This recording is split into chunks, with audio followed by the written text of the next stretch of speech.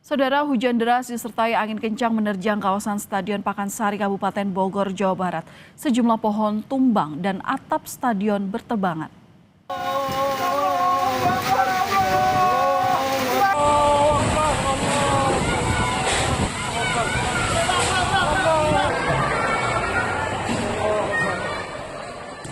Kencangnya angin membuat warga di sekitar stadion panik berhamburan mencari tempat berlindung pada Kamis siang.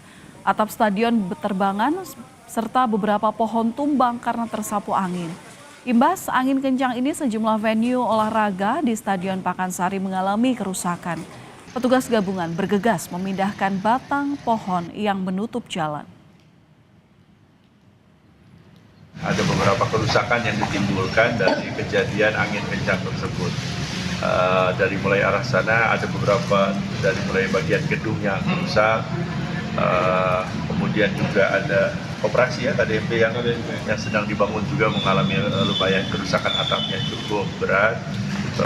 Kemudian pohon-pohon peneduh sepanjang jalan di sisi sebelah timur ya,